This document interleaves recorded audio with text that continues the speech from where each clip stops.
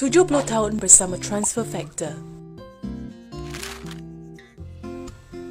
Bagaimana Transfer Factor ditemui?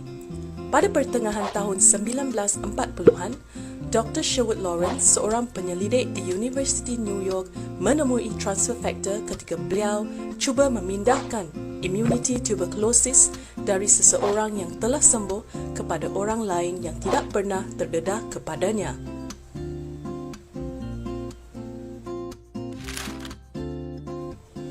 Beliau menggunakan sel darah putih dari pesakit yang telah sembuh.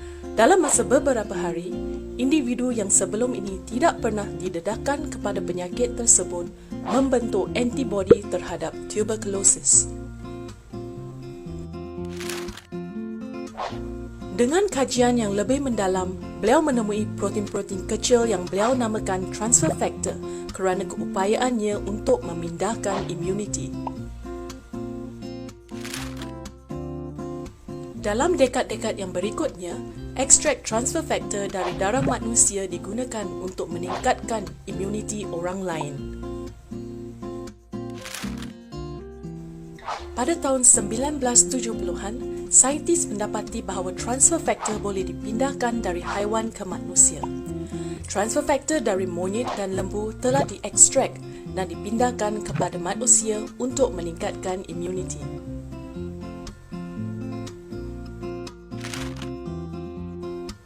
Menjelang tahun 1980-an, didapati bahawa transfer factor boleh diambil secara oral kerana ia bertahan asid perut dan enzim pencernaan. Saiz transfer factor yang sangat kecil, cepat dan mudah diserap ke dalam badan.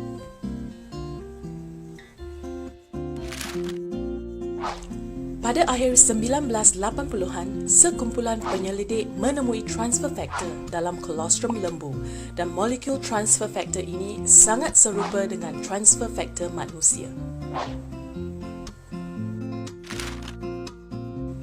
Jadi, transfer factor dari kolostrum lembu diekstrak, disteril, ditulin dan dipekatkan untuk kegunaan manusia. Menjelang tahun 2000, satu lagi sumber transfer factor dikenal pasti, iaitu kuning telur ayam. Setelah diekstrak, transfer factor ini disimpan dalam bentuk serbuk beku kering untuk kegunaan kemudian. Hari ini, syarikat-syarikat seperti 4Life Research menjual transfer factor sebagai makanan tambahan untuk sokongan sistem imun anda.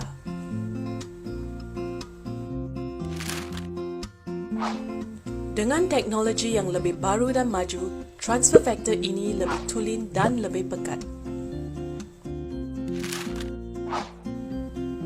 Transfer factor telah dibukti secara saintifik untuk memperbaikkan fungsi sistem imun anda.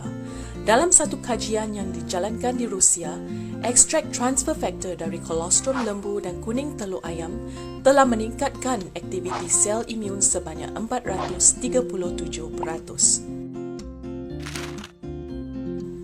Ini menjadikan transfer factor salah satu sokongan imun yang paling berharga buat anda.